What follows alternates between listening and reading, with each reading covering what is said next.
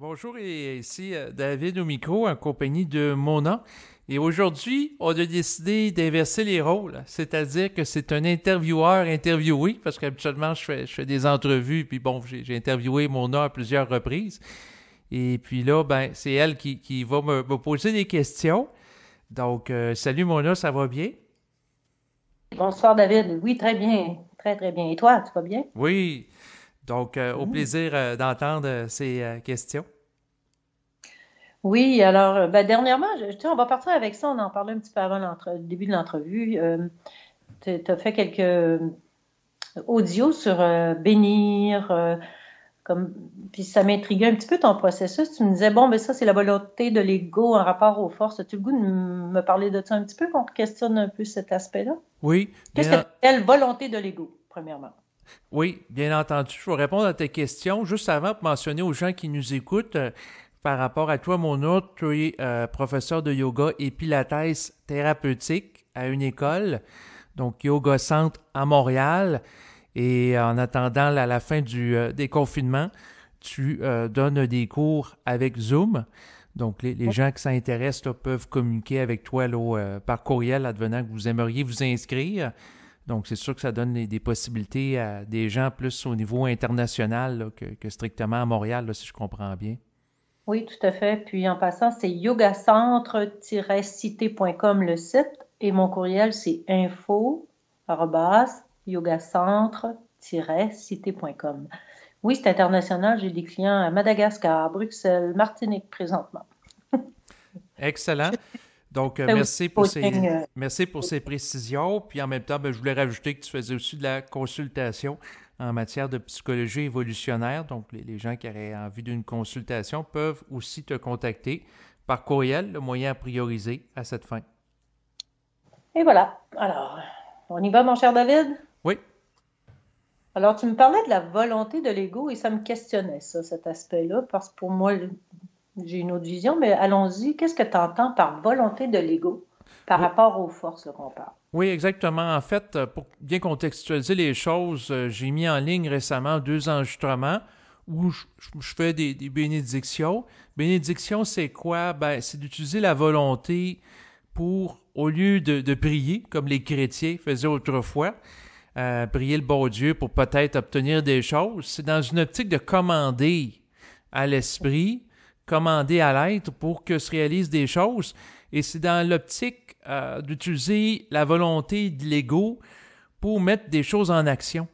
Donc, autrement dit, au lieu de vivre une canalisation du haut vers le bas, c'est-à-dire l'esprit vers la matière ou l'ego est tout simplement un réceptacle, donc à Mhm. sens unique, un peu comme ce que font les médiums dans le Nouvel Âge, où la personne va canaliser supposément un archange ou une entité de haute évolution ou un maître spirituel qui a vécu sur Terre. Puis là, le maître, il dit quoi faire. Puis Mhm. la personne est soumise à ça. Le mouvement est dans l'inversion ici. C'est-à-dire, c'est l'ego qui vise à établir un rapport de force avec, c'est le cas de dire, les forces, avec les plans de la lumière, avec sa contrepartie cosmique, son esprit, dans l'optique de faire actualiser dans son existence des éléments qui vont lui permettre de répondre à ses besoins. Donc, au lieu d'attendre passivement par rapport à un sauveur professionnel, Jésus, ou les anges, ou les extraterrestres, que des choses s'actualisent dans sa vie, il ose commander à l'invisible pour horizontaliser la OK. relation. Donc, Peux-tu te poser une petite question oui, là-dessus? Vibratoirement, c'est quoi la différence? Est-ce que tu sens une différence entre commander versus demander ou bénir, si tu préfères? ouais, ben, bon, c'est sûr que il y a des gens, parce que là, j'ai eu une discussion aujourd'hui, entre autres, avec Manuel, qui me disait, mais regarde, bénir, c'est une couleur religieuse. Oui, parce qu'après tout, que ce soit le prêtre ou le pape, là, qui est supposé être infaillible, bénissait les chrétiens, etc. Ouais. Mais le concept derrière ça, peu importe la forme utilisée, parce que fondamentalement, ce qui compte, c'est l'aspect vibratoire, c'est d'utiliser son énergie puis de la canaliser en vertu de l'actualisation de quelque chose. Utiliser OK. l'énergie qu'on peut capter, de feu intérieur qu'on peut manifester comme support vibratoire pour actualiser des choses dans notre existence.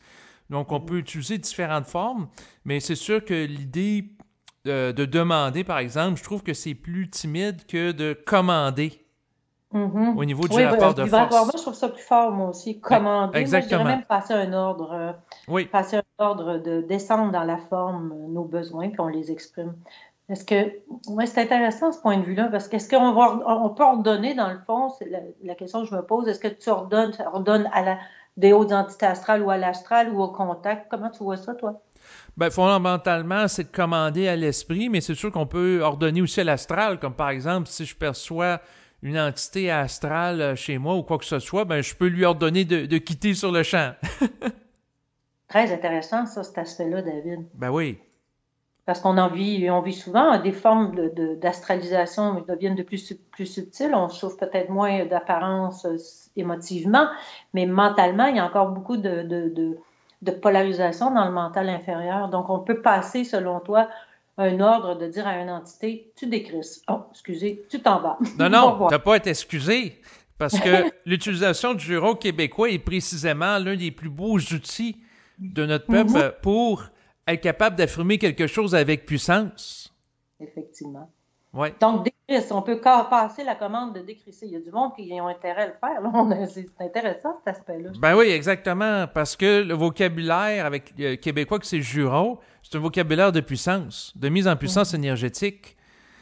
Donc, tu sais, c'est pas... Est-ce qu'on pourrait Oui, dire, David, on peut instruire l'astral? Parce que moi, je vois ça un petit peu aussi comme ça. Il y a un jeu où, pendant l'involution, l'astral nous a manipulés et instruits de plein de choses. oui. Mais là, on dirait que ça s'inverse, puis c'est à nous de les instruire, pas rien que de décrisser et d'évoluer, parce que c'est un monde qui existe, hein, en passant.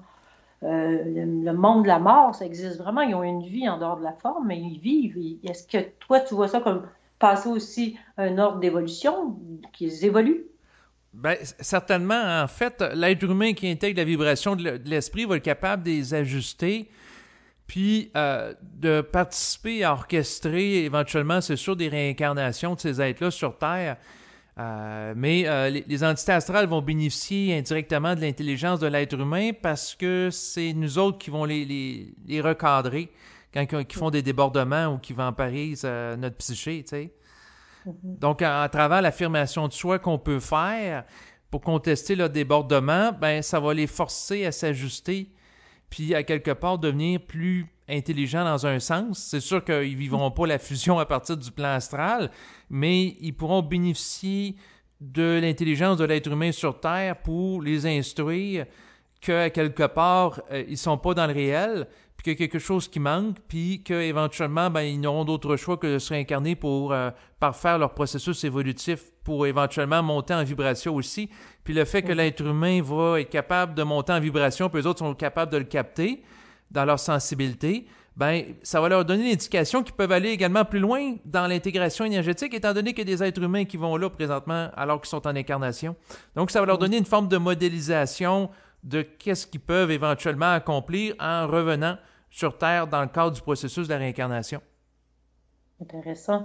Mais s'ils ne se réincarnent pas, est-ce que tu vois aussi l'option qu'ils peuvent être instruits par nous, puis en même temps évoluer dans leur monde parallèle? Ben, Sans attends, s'incarner? je vais apporter une nuance, OK? Vas-y. C'est-à-dire que l'être humain, de par sa capacité à canaliser l'esprit, va avoir une charge énergétique qui, eux autres, n'ont d'autre choix que de reconnaître l'autorité vibratoire de l'être humain, qu'ils vont être obligés de s'ajuster, étant donné que leur statut évolutif, leur niveau d'énergie va être plus faible que le nôtre, ce qui va faire en sorte qu'ils ne pourront pas s'opposer à notre volonté, étant donné que notre volonté va être chargée d'une énergie plus vitalisante que la leur, qui va faire en sorte qu'ils ne pourront pas, un peu comme un lutteur, il y en a un qui est capable de soulever une charge plus lourde. Fait que c'est sûr que c'est lui qui a une ascendance sur l'autre. Donc, on va être en position d'ascendance, puis ils ne pourront pas nous contester. Par contre, ils vont être obligés... Ça peut donner une certaine forme de micro-ajustement par rapport à certaines failles de l'âme, mais ils vont être obligés de se réincarner sur Terre pour intégrer l'énergie de l'esprit, puis que ça se fasse dans le cadre du processus de réincarnation, parce que le corps biologique sert d'interface médiatrice entre l'âme et l'esprit pour que la charge d'énergie se fasse. Parce que sur le plan astral, l'âme désincarnée ne peut pas se brancher directement à l'esprit. Ça prend la structure biologique comme étant une intermédiaire entre les deux, comme une espèce de structure éponge qui permet ça. Puis, ce que je veux dire, c'est que l'âme qui est désincarnée sur le plan astral ne peut pas intégrer l'intelligence de l'esprit, donc elle ne peut pas se renouveler d'une manière perpétuelle sur le plan créatif, ce qui va faire en sorte qu'elle peut bénéficier temporairement d'intelligence créative de l'être humain sur Terre en fusion, mais tant qu'elle n'est pas capable de le générer par elle-même, elle n'a d'autre choix que de se réincarner. Donc, il n'y a pas d'autre possibilité dans la fusion entre notre source et la matière que par la matière. Donc, il faut être dans la matière pour vivre la fusion. C'est ça. Présentement, j'en vois pas d'autres. Par contre, c'est sûr que les âmes peuvent bénéficier d'ajustements vibratoires temporaires de par les vivants qui ont un taux vibratoire plus élevé que celui qu'elles avaient dans leur dernière incarnation parce qu'ils sont en état de stagnation évolutive. Vu qu'ils ne sont pas en contact avec l'esprit, ils ne peuvent pas se renouveler créativement et rehausser par elles-mêmes leur taux vibratoire. Donc, ça veut dire que ça prend quelqu'un qui a un taux vibratoire qui est plus élevé que le leur pour que, à quelque part, le niveau d'énergie soit plus ajusté en fonction de ça. Mais sans le support d'une volonté extérieure, ils ne sont pas capables de monter en ajustement, que leur structure soit plus harmonieuse sur le plan énergétique, donc ils sont limités.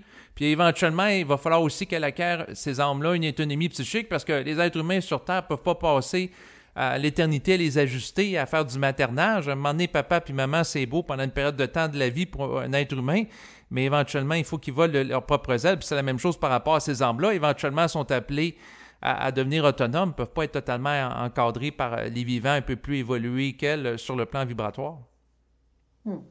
Donc, c'est très intéressant.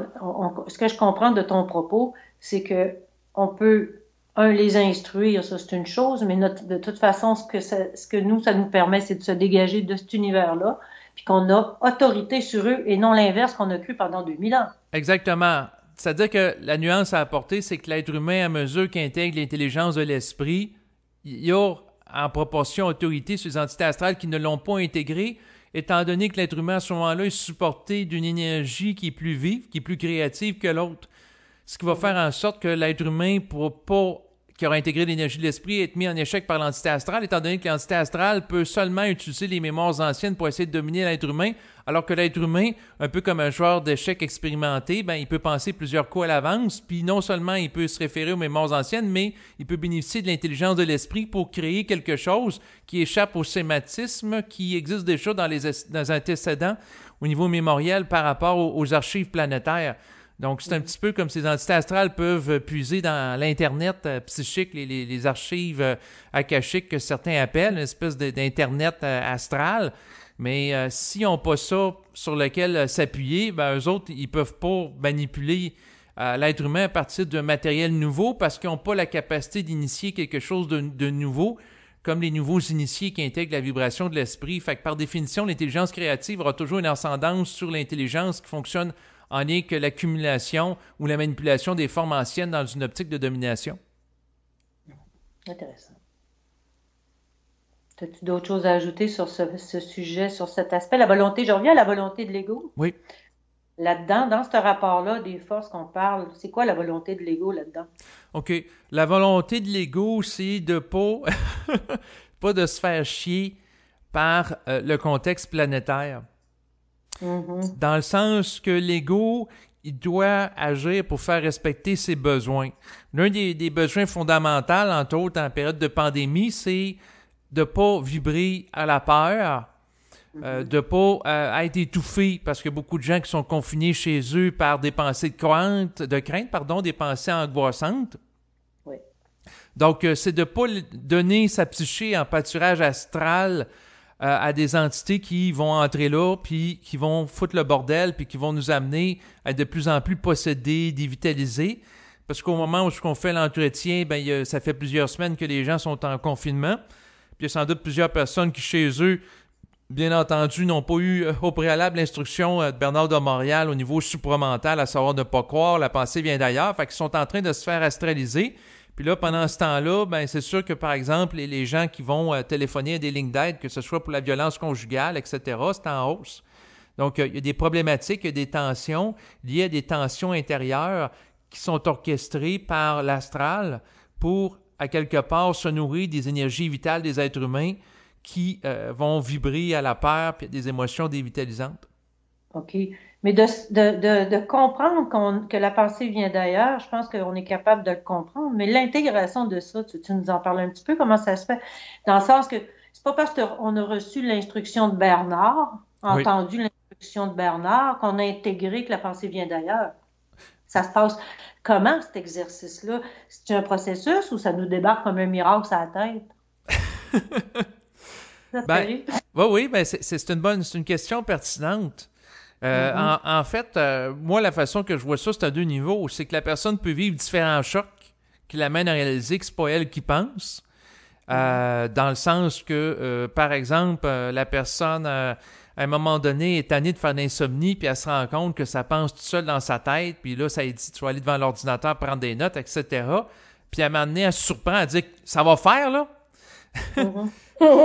Ouais, c'est ça, c'est comme elle coupe le mouvement, puis là, elle se rend compte que Peux-tu que ce soit comme se faire des muscles mentaux, genre, c'est un exercice au d'autodéfense début? psychique qui doit éventuellement Oui. s'opérer au sein de l'individu, mais au début, ça peut être un mouvement où si la personne se révolte contre une situation qui n'a pas d'allure. Mhm, Donc, ben, il y a plusieurs choses. Tu sais, c'est sûr que la pensée vient d'ailleurs. Il y a, c'est sûr, l'expérience qu'on va dire, entre guillemets, de télépathie. Tu penses à quelqu'un, puis simultanément, la personne t'appelle, puis elle dit, c'est drôle, j'ai pensé à toi en même temps, tu sais. mhm. Mais la pensée, c'est pas toujours télépathique, peu importe que ça vienne de la source ou de l'astral. Ben, en fait, ça, c'est une autre notion. Parce que dans le concept traditionnel de la télépathie, c'est quelqu'un envoie une pensée à l'autre. Tandis que si on porte la pensée vient d'ailleurs, ben la pensée ne provient pas d'un individu ou de l'autre, mais c'est plutôt une source qui peut Mhm. acheminer simultanément à deux individus la même pensée, au même titre que quelqu'un peut envoyer deux courriels à deux personnes ou plusieurs personnes en même temps. D'accord, ça là-dessus, je te suis très bien. On peut-tu dire une pensée, c'est une vibration, puis que c'est comme une forme de communication qui part de notre source, mais qui est peut-être un petit peu putanisée à travers le fait qu'on est astralisable ou astralisé? Oui, certainement. Donc, c'est sûr qu'il y en a qui vont parler de diffraction de l'énergie, donc Mhm, dégradation de l'énergie de la source, étant donné que la personne n'est pas capable de la contenir. Donc, à ce moment-là, l'énergie est dégradée, elle est voilée et elle est mhm. colorée. Ce qui fait en sorte que des interférences qui vont se glisser entre l'être humain et la source parce qu'elle n'est pas capable de contenir la pureté de l'énergie primordiale, parce que sans ça, l'être humain se brûlerait s'il n'y a pas le réceptacle développé, là. Pour ça qu'on parle de processus à ce moment-là d'intégration, parce que ça peut pas se faire d'un coup, cette affaire-là. Il faut apprendre à... Tiens, ça m'amène à une question. Oui. Comment identifier ce qui nous parle ou ce qui nous fait penser? Comment on identifie que c'est une entité versus notre source? Ben, la façon que je vois ça, c'est que, dans le fond, quand que c'est notre source, l'énergie va être plus vitalisante derrière la pensée qui va être acheminée dans notre conscience. Tandis que quand que c'est une entité astrale, moi, ce que je perçois, c'est, dans le fond, mentalement, c'est comme si c'était une couleur. Tu sais, quelqu'un va dire quelque chose, je vais voir un peu de rouge ou de l'orange, ou tu sais, j'ai une Ah oui. représentation mentale de couleurs associées à certains mots, où ce que je vois que Mhm. l'énergie est dégradée. Tandis que quand que ça vient de la source, pour moi, dans la tête, c'est blanc, transparent, c'est clair, c'est limpide. Et l'énergie est plus forte.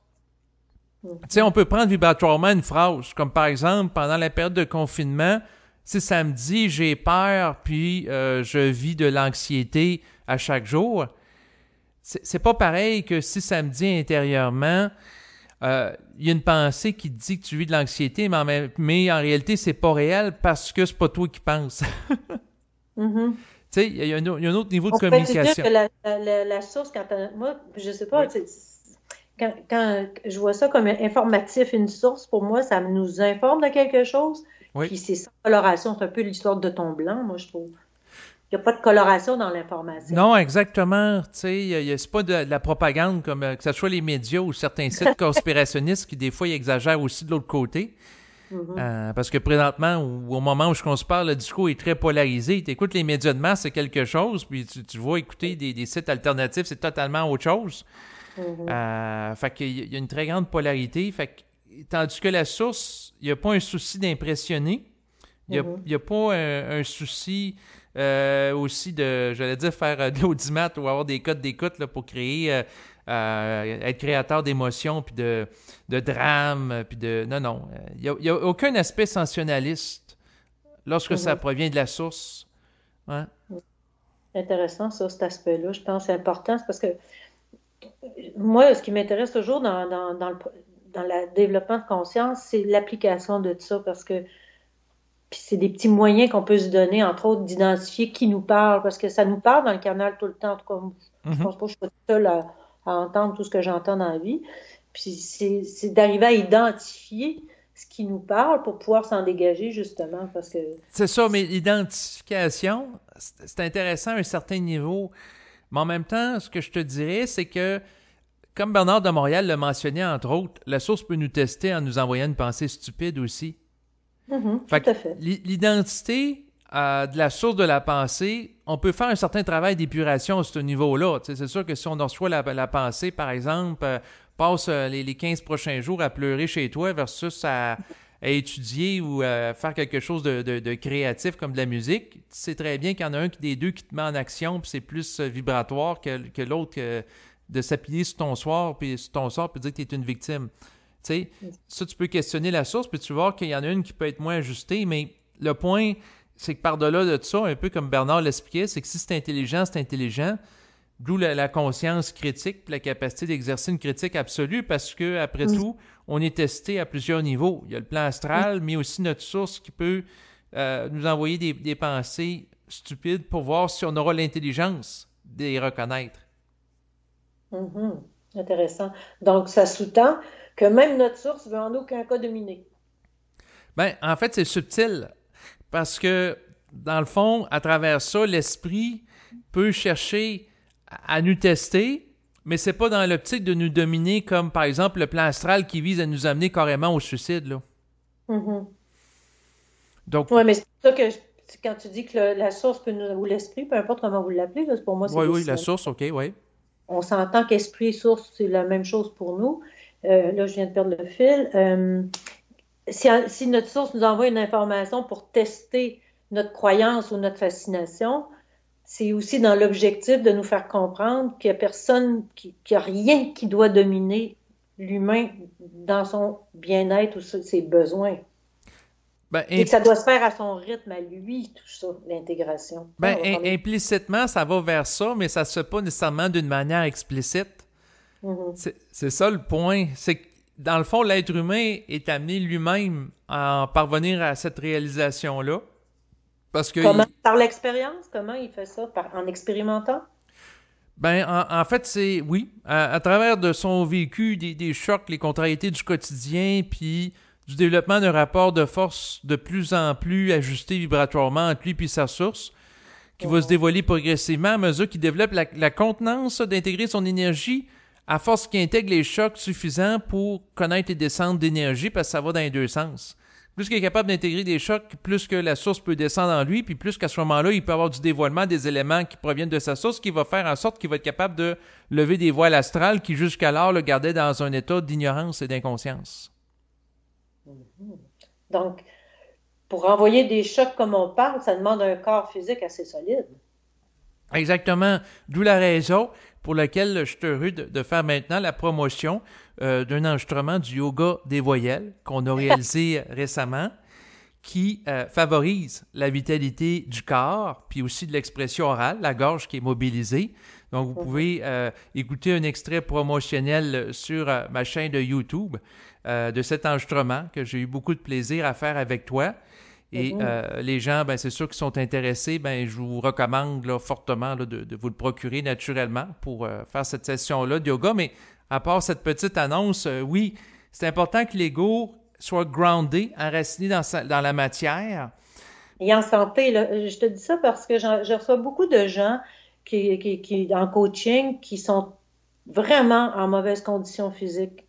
Et c'est pour ça que je questionne tout ça, parce que on peut pas s'intéresser aux forces et au travail de la conscience si notre corps physique est pas capable d'absorber ces énergies-là. Donc, pour pouvoir la question que je me pose, c'est pour amener à avoir plus d'énergie qui vient de notre source, plus de contact avec notre source, il faut repartir de la base qui est le corps, même si on fait pas, je suis pas du genre à faire une vénération du corps, là, c'est pas dans ce sens-là, mais je défends l'idée que c'est important d'un corps en santé avant tout, avant même de parler de conscience, de tout ça. Ben, c'est favorable. Par Mhm. contre, c'est pour une obligation, une nécessité, dans le sens que quelqu'un peut vivre la fusion, il peut avoir un surplus de poids, tu sais, c'est pas... sais, c'est pas Dans une... la santé, puis le surplus de poids, ça n'a pas rapport. Je parle de la santé, je parle pas de conditions physiques, là. OK, OK. Je parle de quelqu'un en santé. C'est très distinct. Mais on précise, non, mais c'est intéressant, ça oblige à être plus précis. On associe une bonne condition physique à la santé. Non, c'est pas réel. Un corps en santé, ce n'est pas que l'aspect physique, je suis d'accord. Donc, parlons-en justement, c'est quoi tous les aspects qu'il faut tenir compte. Oui, exactement. C'est sûr qu'à ce niveau-là, je pense que toi et moi, on rejoint beaucoup la vision holistique de la santé. Mhm. C'est-à-dire c'est sûr, prendre soin de la dimension du corps biologique, physique, mais aussi du corps émotionnel. Moi, je vais appeler ça le corps intellectuel, puis bon, certains vont appeler ça le corps spirituel ou le corps d'énergie. Donc, les différentes composantes, puis de la multidimensionnalité de l'être humain. C'est sûr que c'est favorable parce que le corps, c'est un petit peu comme un véhicule. Fait que si le conducteur veut être capable de conduire le véhicule puis être capable d'utiliser au maximum de son potentiel, ben idéalement, il faut que je sois en bonne condition, il faut que les pneus soient changés, il faut que les pneus soient capables de bien rouler, les freins fonctionnent, etc. Donc, idéalement, ça prend un véhicule qui est très ajusté pour donner un rendement. Donc, c'est un petit peu la même condition. Fait que c'est important que toutes les dimensions qui composent notre être soient prises en considération naturellement. Mhm. Ouais. L'importance de prendre soin du corps physique, vital, émotionnel et mental, tout cela en équilibre, dans le fond, qui Oui. permet de recevoir, parce que pour moi, la source, l'énergie qu'elle s'envoie, c'est très électrique. Mhm. Alors, si en bas, c'est pas aligné, il y a un méchant, ça switch dans toutes les directions. Il y a une diffractation, comment vous dites ça? Diffraction. Fraction. Oui, oui, c'est diffraction, pardon le mot, parce que moi je disais des fois disfraction, puis je me suis fait reprendre par une personne en Europe, puis elle avait raison. Oui, c'est diffraction, le vrai terme français, oui. C'est un nouveau mot dans mon dictionnaire pour moi. C'est bien. J'aime ça apprendre. Donc, une diffraction. C'est très, je reviens à l'idée que c'est très électrique ce qui descend quand notre source, c'est beaucoup d'énergie. Puis pour pouvoir absorber ces énergies-là, je reviens à ça, c'est très important d'être en équilibre Ben, dans nos quatre corps. c'est préférable, mais le point, c'est que, comme j'en discutais déjà avec un ami, que lui, dans le fond, il a fait des cours de yoga et des choses d'entraînement, j'ai dit quand même que tu donnes la meilleure formation en matière de développement physique à un être humain, s'il n'est pas marqué pour fusionner, il ne fusionnera pas plus, là, même si tu donnes les conditions optimales au niveau physique, là. Tout à fait d'accord avec ça. Puis je dis même que souvent les gens qui méditent, c'est parce qu'ils pensent qu'il n'y a pas de contact, mais ça, je vais m'arrêter là. Alors, j'ai une autre petite question pour toi, David. Oui.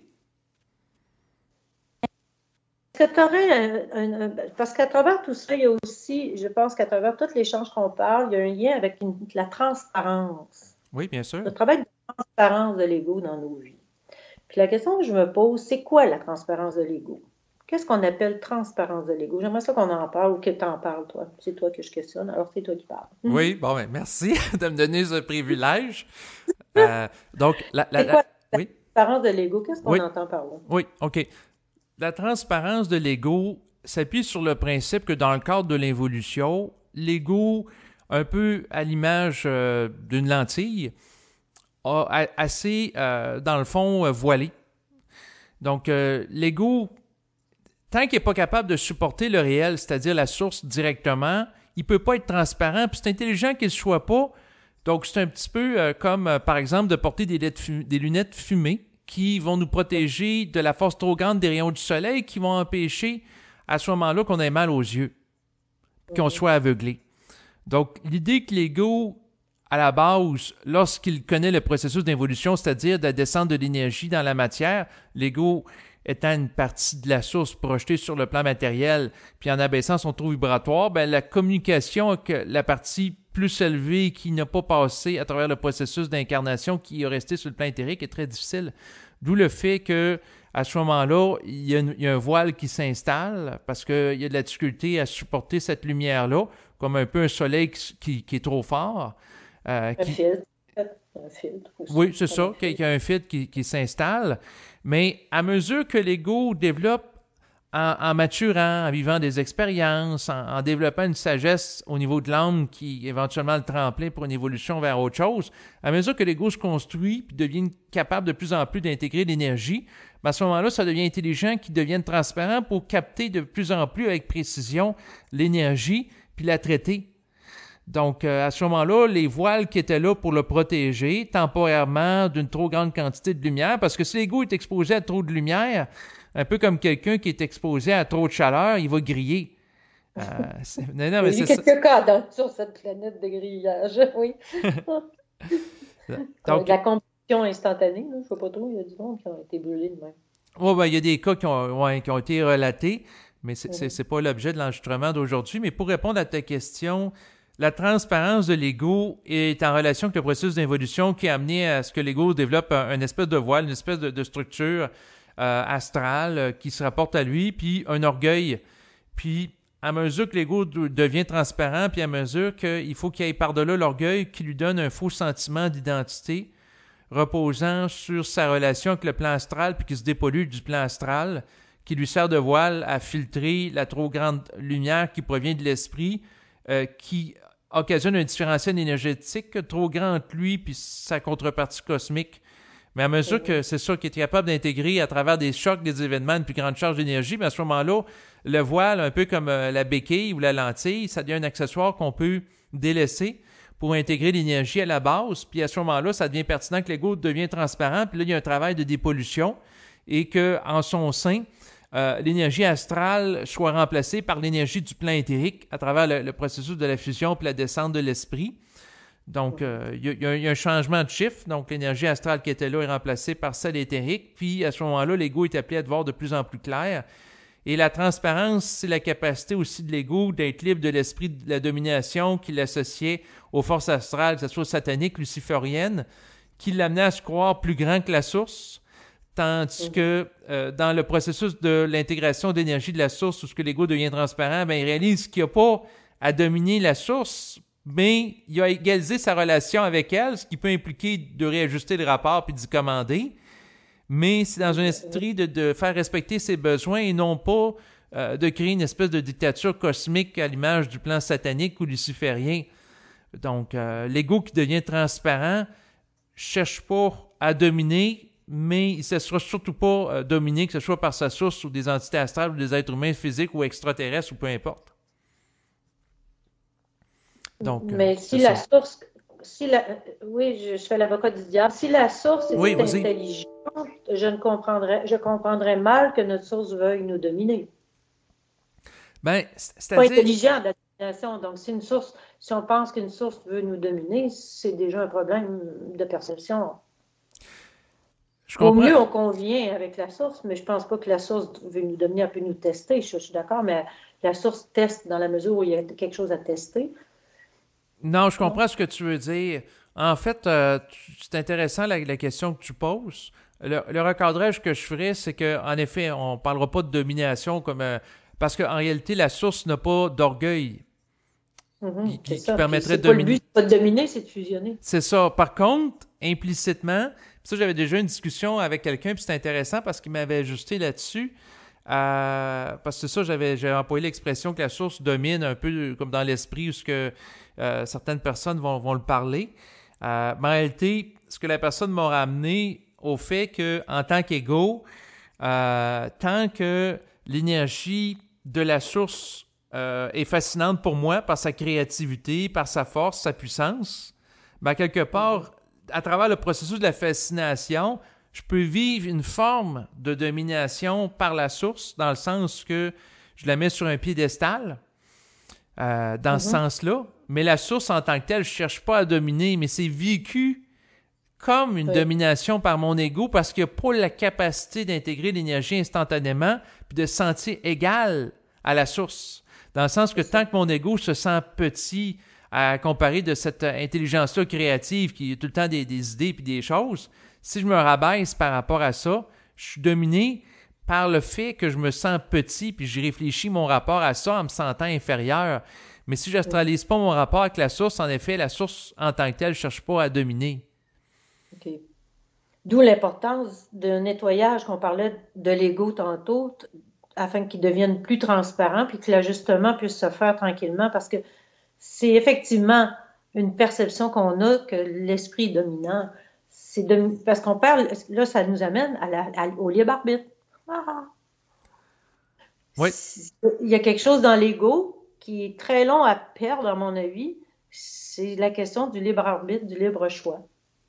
L'illusion du libre arbitre. Oui, certainement. Parce que le libre arbitre, c'est un baume qui a permis à l'individu d'accepter les conditions de l'évolution sans se révolter. Mais on n'a plus besoin de libre arbitre puisqu'on devient libre. Parce que, non? Oui, ben, dans le sens que, excuse-moi, je viens de prendre une gorgée d'eau. À mesure qu'on intègre l'énergie de la source, on est libre dans l'accès au savoir qu'on n'avait pas autrefois parce qu'il nous était voilé par notre ignorance, par notre contact avec le plan astral. Mais en même temps, le fait de sortir d'une programmation astrale, puis à mesure qu'on intègre l'énergie de l'esprit, fait qu'on va être régi plutôt par une programmation. C'est une façon de le dire, là, mais on va être régi par l'énergie de l'esprit. Donc, ça va être plus intelligent, mais on n'est pas libre dans le sens que indépendant du plan astral et de l'esprit. Non, non. Mais moi, je dis tout le temps que l'ego convient, en finale, finit par convenir avec l'esprit plutôt que de... Oui, pire l'esprit. Oui, je comprends très bien ce que tu veux dire. C'est sûr que, dans le fond, convenir avec l'esprit, c'est comme reconnaître que de l'intelligence, c'est intelligent. Tandis que convenir avec l'astral, ben c'est comme de se soumettre à une dictature là, planétaire, là, avec des forces qui cherchent à nous étouffer, à nous amener à être dans un état de soumission ou d'esclavage psychique. Puis ça m'amène, t'as parlé un peu de ça, mais là, moi, ça m'amène à ça, justement, on parlait de verticalisation du contact versus l'horizontalisation du contact. Tu veux élaborer un petit peu là-dessus? Oui. Comment ça se passe, le processus de ça? Est-ce qu'on commence par la verticalisation? Ça se verticalise. Au début, c'est vertical. À un moment donné, ça rentre à l'horizontale. Y a-t-il un processus? Ben, c'est-à-dire que c'est unique pour chaque être humain, mais en général, les êtres humains, quand ils reçoivent ou vivent une descente d'énergie de l'esprit, ben c'est souvent, c'est ça. Ils vont mettre l'esprit sur un piédestal à la verticale, puis les autres vont se sentir plus bas. Donc, à ce moment-là, c'est sûr que tant qu'il y a ce rapport-là, ben, il y a un déséquilibre énergétique entre les deux éléments, parce qu'il y en a un qui se sent supérieur, on va parler d'ailleurs du moi supérieur, puis l'autre, ben, c'est quoi? Ben, implicitement, c'est le moi inférieur.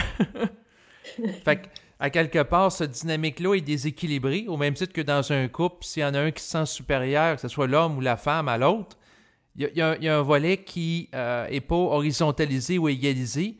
Puis éventuellement, l'être humain doit égaliser sa relation avec l'esprit parce que tant qu'il se sent inférieur à l'esprit, ça l'empêche d'être libre de la fascination que l'esprit peut lui procurer.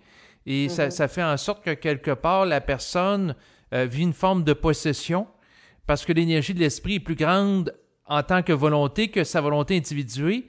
Puis c'est pour ça que l'ego doit développer une volonté aussi grande que celle de l'esprit pour pouvoir l'égaliser et que les deux volontés éventuellement fusionnent pour devenir une seule volonté qui sera l'expression des besoins réels de l'individu intégral qui sera le fruit de ce mariage.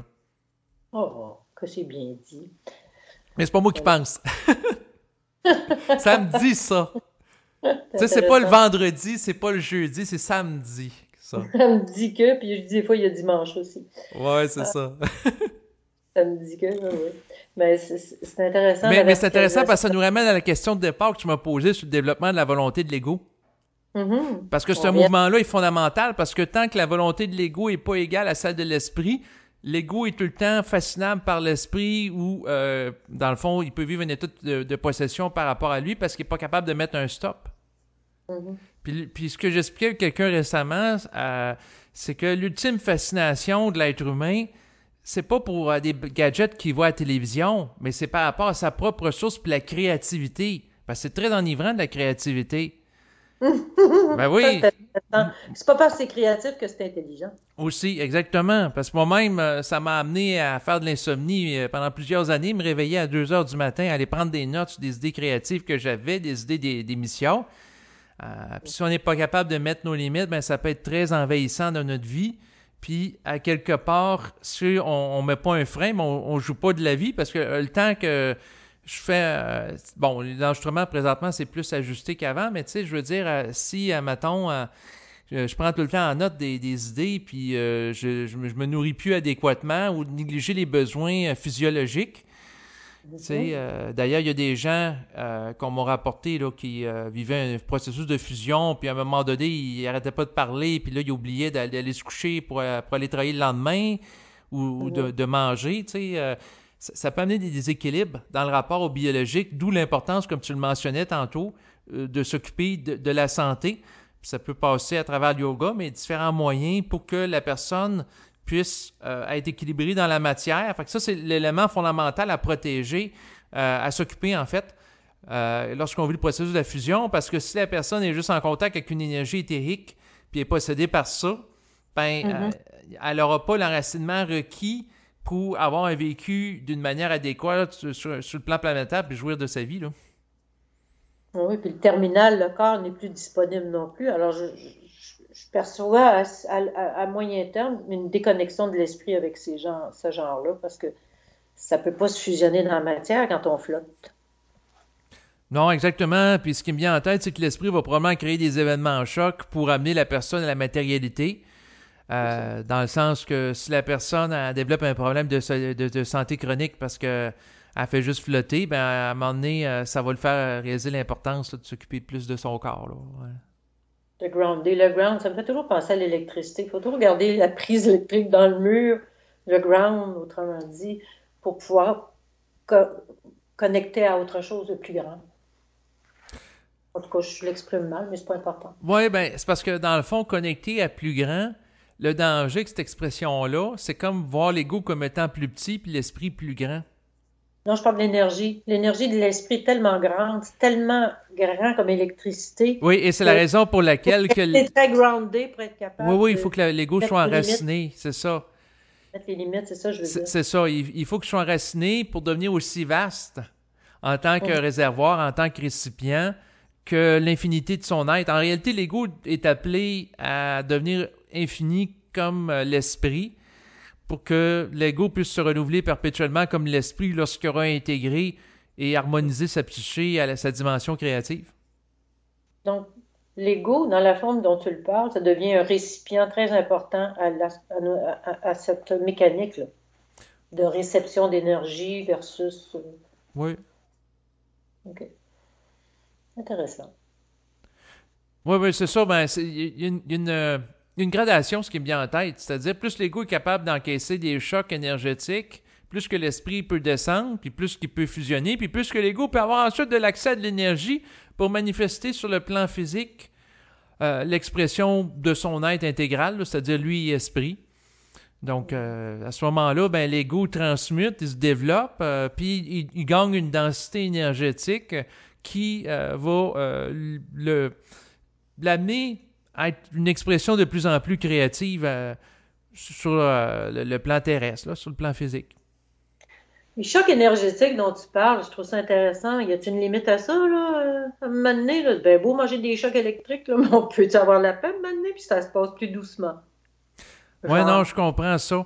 Ben, en fait, pour l'ajustement des chocs que l'ego subit, ça a sa capacité de contester l'esprit pour lui donner un retour vibratoire à partir de sa vibration, parce qu'en réalité, quand il y a une descente d'énergie, l'ego qui va s'allumer intérieurement va pouvoir utiliser l'énergie de l'esprit tel un judoka pour le réajuster.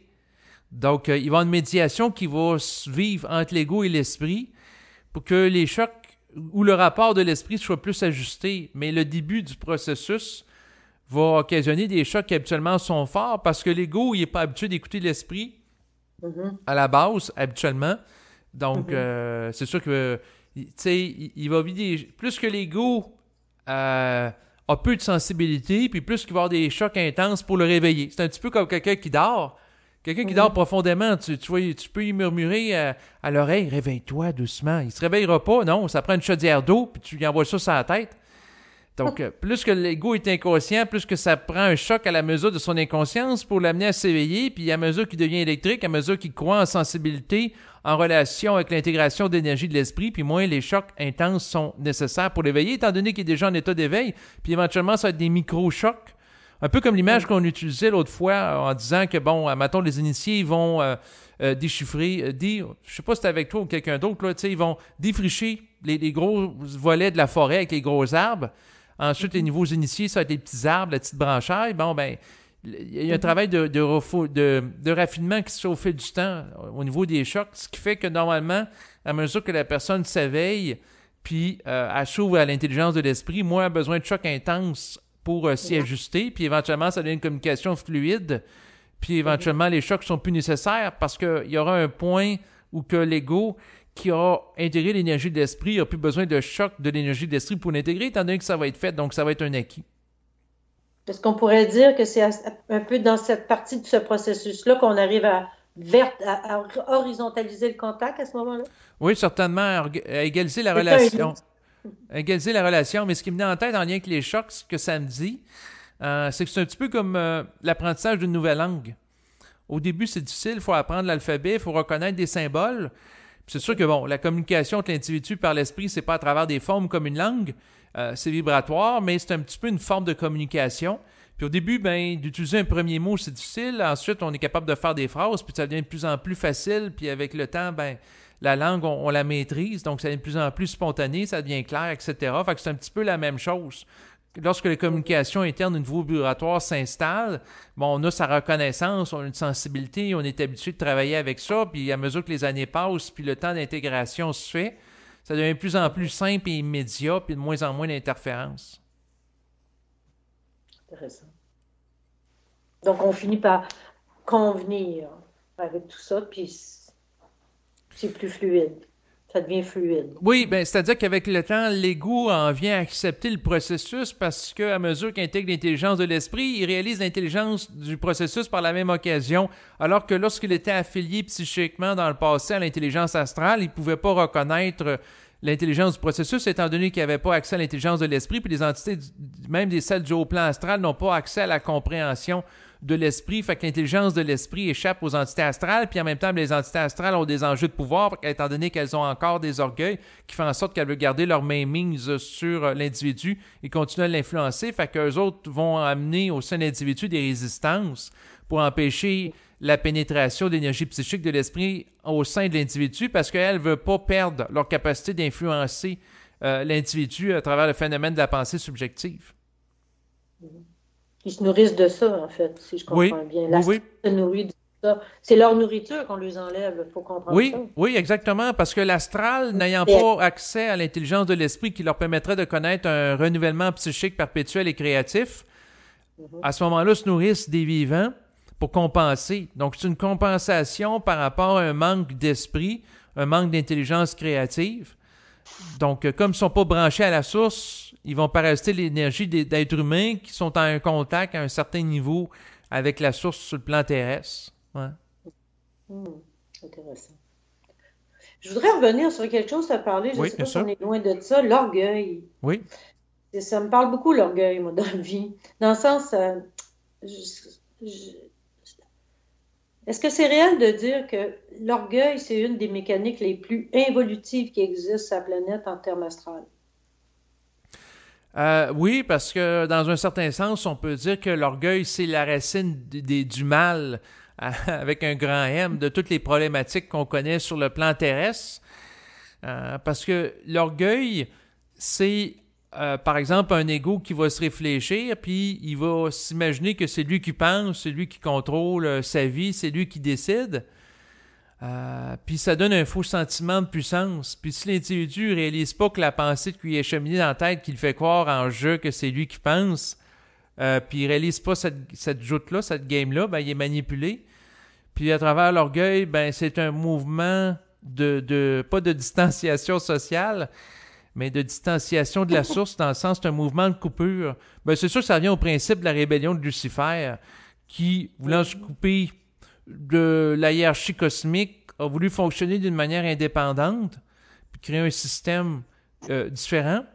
Donc, c'est comme la volonté qui est derrière ça, que moi, je suis supérieur à la source ou à l'esprit. C'est un mouvement de coupure de l'unicité de l'être avec le tout.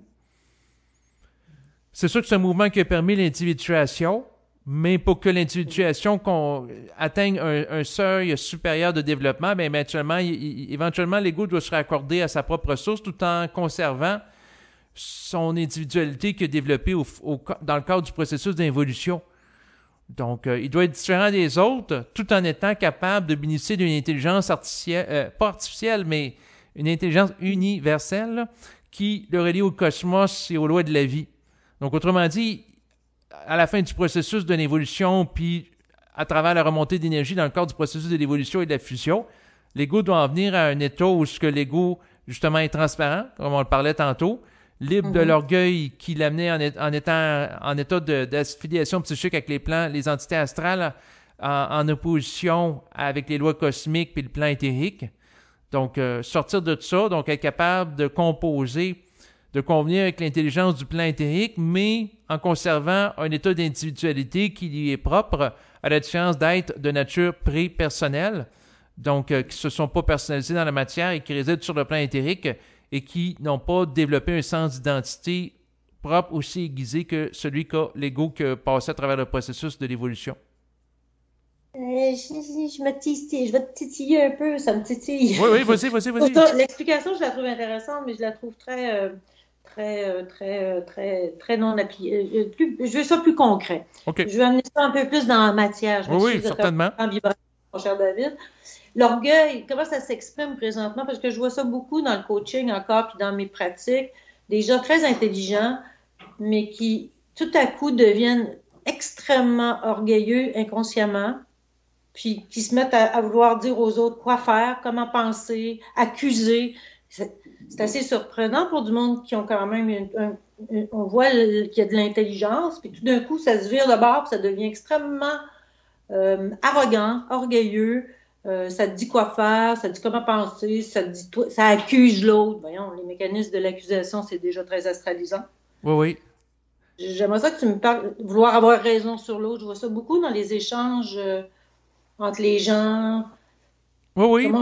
C'est de ça que je veux parler parce que je trouve que ça habite beaucoup de gens, même si on est très en mode de développement présentement de conscience. Je trouve que ça habite. Puis je m'exclus pas du processus. Puis dans ce sens-là que je le questionne. Puis moi non plus, d'ailleurs. C'est pour ça qu'on se parle. On est là pour s'ajuster aussi mutuellement à travers la conversation. Mais c'est ça, c'est intéressant parce qu'en effet, il faut l'amener dans le concret aussi.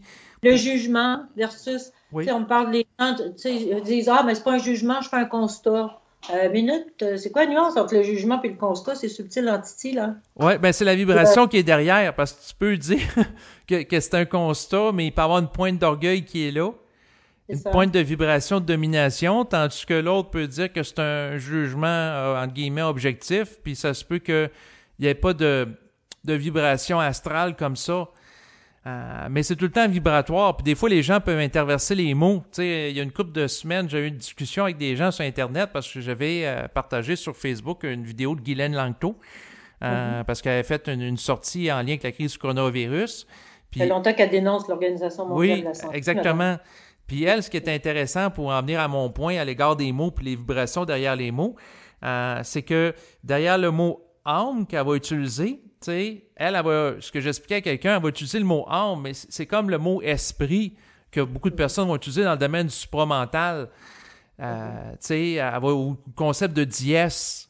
Mais comme j'expliquais que la personne, parce qu'elle a fait une contraction entre le mot Dieu et déesse, que la personne utilise le terme dièse ou esprit ou ajusteur de pensée ou double ou mon chameau.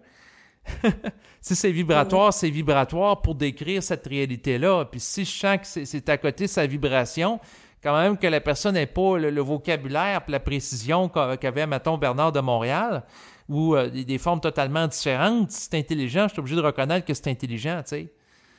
Oui, on est dans le subtil quand on dit décoder à vibration. Derrière les mots ont des ailes. C'est intéressant. Exactement, parce que moi, à un moment donné, il y a des Européens super bien articulés, ils m'envoient des beaux courriels avec des mots utilisés, mais Chris, ça ne vibre pas derrière. Fait que je trouve pas ça intéressant, tandis que tu en as d'autres qui sont moins articulés, ils font des fautes, mais je sens que c'est vibratoire puis c'est senti. Fait que je trouve ça plus intéressant, tandis que quelqu'un qui est très intellectuel va choisir l'autre qui est bien articulé, même si derrière ça, c'est plus de la masturbation de haute voltige. Oui, intéressant. Ben, je reviens à l'orgueil, Oui. un petit peu, je veux en parler encore de ça. Je trouve intéressant cette mécanique parce que je le vois beaucoup dans les fréquentations de gens dans les dernières années. Dans la, Mais il y a tu le façon, voyais pas avant, Mona. pardon? Tu voyais juste dans les dernières années. Tu voyais pas ça avant, l'orgueil. Ben, j'étais assez crédule et naïve, moi, longtemps. En tout cas, j'étais un peu bizarre. OK? Parce J'avais que beaucoup de temps à intégrer qu'il y OK, avait du monde. OK, ben c'est correct parce que pour moi, l'orgueil est là depuis Oui, oui. l'involution. Là, ça fait des millénaires qu'il y a une problématique d'orgueil. Puis moi, quand je regarde, les gens avec qui je fréquentais quand j'étais jeune, il y avait de l'orgueil. Là, présentement, il y en a de l'orgueil aussi. Puis dans le milieu de la conscience, des fois, je trouve Même ça chose. drôle parce que je trouve que les gens sont pas moins orgueilleux qu'entre guillemets des individus normaux qui vont s'intéresser au hockey puis boire de la bière dans certains cas, tu sais. Mhm, mhm. Non, Tu sais, je suis d'accord avec toi, mais comme moi, ce qui m'intéresse, c'est plutôt le monde en processus de développement de conscience, comme moi je le suis. OK. Je tenais à en parler parce que je le vois s'exécuter beaucoup. Ben, moi, je le vois là sur des forums, entre guillemets, des Oui, forums en lien avec la conscience. J'en vois plein de manifestations d'ego puis d'orgueil. mais Euh, la question que je me pose, et oui, puis je veux te poser, c'est, on convient que c'est un constat, il y a de l'orgueil dans la mécanique qui s'installe à un moment donné dans le processus de conscience. Maintenant, comment on peut se protéger de ça puis désamorcer ça? ben, il faut être ouvert à le voir. Ça prend une ouverture d'esprit. Ok. Mhm. Donc, c'est sûr que... Ça se pourrait-tu que ce soit pas vouloir raison sur l'autre aussi, des fois? Ben oui, c'est ça, il faut être libre de l'esprit de domination. Tu sais, il ne faut pas chercher à Donc, avoir il faut avoir de raison la à tout prix. certitude pour toi pour arrêter d'affirmer ses autres. Comment? Ce que je vois beaucoup, c'est qu'il y a beaucoup de gens qui affirment sur d'autres. Ah, un tel, il n'est pas intelligent. Ah, un tel, Ah oui, je oui. m'inclus là. Non. Ouais, mais ça sous-tend qu'on est petit pois vert. Je sais pas, d'après moi, l'orgueil, on peut la briser quand on arrête d'essayer d'affirmer sur d'autres des choses, Exact. puis qu'on développe pour soi-même notre propre certitude. C'est très C'est individualisé, ça, puis en même individuel. temps, ben, il faut se mêler de ses affaires puis sortir de la Merci. comparaison. Oui, mais je dis ça parce que j'ai fréquenté beaucoup de gens, je vais le dire ouvertement maintenant, qui ont fréquenté Daniel Ménard. Daniel Ménard avait beaucoup de qualités, mais il y a quelque chose que j'appréciais pas beaucoup. C'était justement l'exercice qui disait de ne pas juger, mais de faire des constats, puis que ça finissait toujours en jugement ses autres. Et je vois ça encore exister beaucoup, puis ça me gosse. Voilà, j'ai dit. Mhm. Ça me gosse de voir ça. Moi, je pense que pour désamorcer ce genre d'attitude-là, si personnellement, qu'est-ce que tu en penses, tu me diras, Oui. si quelqu'un ne me questionne pas sur quelque chose qu'il veut comprendre, je ne m'en mêle pas. Autrement dit, je peux bien voir quelque chose. Mettons, on est sensible, on voit des choses. Mais si, j'échange avec David, mettons, je vois Mhm. quelque chose. Mais si David ne me questionne pas sur qu'est-ce que tu en penses toi, de ce que je dis, je ferme ma gueule. J'ai rien à dire. J'ai pas à te dire, hey, j'ai vu ça chez toi. Ça m'énerve. Non, non, c'est ça, tu n'as pas à faire ingérence, sauf si pour des raisons d'entente de travail, parce qu'on fait une fois de temps en temps des enregistrements, je te dis, écoute, Mona, si à un moment donné, tu fais quelque chose que tu trouves qui est désajusté, gêne-toi pas pour me le dire. Donc, s'il y a une Non. entente comme ça, implicite ou en fait explicite, normalement, entre nous deux de travail vibratoire, dans le sens qu'on travaille en alliance dans une optique de faire monter la vibration au fil de nos échanges, là, à ce moment-là, on peut se dire des choses naturellement dans le respect mutuel, là. C'est ça, Mais dans le respect. Mais le respect, ça vient du fait que toi et moi, on a pris une entente de dire si tu trouves que je dérape, on a convenu de ça. Autrement dit, je te donne une autorité de corriger quelque chose chez moi. Mais si cette entente-là n'est pas disponible, n'a pas été faite entre les gens, ou entre deux personnes ou plusieurs personnes, c'est à ça que je m'attaque. Je suis hum, un peu écœurée du monde qui attaque les autres sous prétexte qu'ils ont vu quelque chose, mais on n'a rien demandé. Ben, gardez pour toi, ça ne m'intéresse pas, ça n'intéresse personne. Si la personne n'est pas capable de questionner sur ce que toi tu perçois, c'est qu'elle n'est pas intéressée à la réponse, tout simplement. c'est ça. Par Alors, contre, en même temps, l'inverse, ouais, je c'est la comprends ce que domination, c'est encore un jeu de pouvoir moins ouais, subtil. je comprends ce que tu Voilà. veux dire. Par contre, la nuance que je ferais, c'est que si une personne est mise en vibration pour dire quelque chose à l'autre, puis ça vient de l'esprit, encore là, ça ne sera pas une attaque, mais ça va être plutôt de lui amener sur un point. Mais il faut qu'elle soit vraiment mise sur la vibration de l'esprit, tu sais. Moi, la façon que je le vois, c'est comme ça, là, pour interagir. Ouais. Ben, moi, quand ça descend de même, c'est que ça me fait questionner l'autre et non affirmer sur l'autre. Ben, en fait, la personne qui est mise en vibration pour faire quelque chose par rapport à l'autre, moi, la façon que je le vois, qui est dans l'esprit, elle ne cherchera pas à affirmer sur l'autre, toi, t'es un trou de cul, puis t'es ci, puis t'es ça, tu sais, ça sera pas dans une optique du reproche. Mais ça va plutôt être, Mais mettons... là, on n'a pas de mission, David, on n'a pas de mission. Moi, je vois, si mon contact me donne une information sur quelqu'un qui ne m'a rien demandé, je ne me mettrai pas en mission d'y dire, je suis désolée. Ah, ben, moi non plus, je me mettrais pas en mission de messie spirituelle de sauver tout le monde. Sauf que le Non. point, c'est que si ça me dit, bon, appelle telle personne parce que mets-la en contact avec telle autre, moi, je peux regarder si c'est intelligent de le faire. Puis si je vois que vibratoirement, ça me dit oui, ben je peux le faire, mais tu sais, j'insisterai pas, là. Mhm. Fait que, Ouais, ça, c'est un peu, c'est bien, c'est léger, mais il y a des fois, en tout cas, je pense qu'on a fait le tour de la question, je ne veux pas insister davantage sur le point, mais ça avait rapport avec l'orgueil, puis ben, c'est parce qu'il y a l'orgueil du savoir. Ça, c'est un autre aspect que je voulais parler oui, avec voilà. toi. C'est que quelqu'un qui commence à goûter de l'esprit, il peut s'énerver rapidement, puis devenir un petit Joe connaissant, puis dire « Ah, moi, écrire ça, je suis fusionné, puis je sais ci, puis je sais ça. » Fait qu'il peut avoir rapidement un orgueil à minute que la personne goûte une goutte de créativité de l'esprit qui descend dans son canal. Là, elle a un petit peu une expérience, puis là, elle peut partir en paire avec ça, puis précisément couper son canal avec l'esprit pour en vivre d'autres d'une manière rapprochée. Fait que ça peut être récupéré par l'ego, dans le sens que, tu sais, quelqu'un peut avoir une idée pour une invention, elle devient super orgueilleuse, puis là, le canal est fermé, puis plus de sa vie, elle fait d'autres inventions parce qu'elle est occupée de se croire plus importante que les autres avec son invention, tu sais. C'est ça. Fait que ça, c'est le danger qui guette toutes les personnes qui vivent le processus de la fusion au début. C'est-à-dire que l'énergie qui descend créative soit récupérée par l'ego qui va dire « Moi, je suis créatif », puis utiliser ça pour dominer sur d'autres qui n'ont pas eu accès à cette énergie-là ou à des informations occultes ou fait que pour faire de la domination. Oui. Ça devient encore un jeu de pouvoir. C'est exactement, parce que toute énergie créative qui provient de l'esprit peut être récupérée, un peu comme les avocats qui disent, hein? Tout ce que vous dites peut être retenu contre vous, là. Puis vous avez le droit de garder le silence, là. C'est un petit peu le même principe, c'est-à-dire que toute manifestation créative de l'esprit peut être utilisée contre lui, un peu comme le plan astral qui peut récupérer toutes les mémoires qui sont en réalité le résultat d'émissions créatives de l'esprit dans le passé qui s'est manifesté sur le plan physique, puis tout ça est récupéré par les entités astrales qui vont jongler avec ça pour manipuler l'être humain. Fait que c'est un petit peu le même principe. Quelqu'un qui goûte un peu à de l'esprit, de la créativité, ben si il est au début il est orgueilleux puis c'est normal, ben il peut utiliser ça pour se sentir supérieur à d'autres puis chercher à dominer. Ouais. C'est sûr, oui, je comprends très bien. On part du petit pois vert jusqu'au gros pois vert pour trouver l'équilibre après.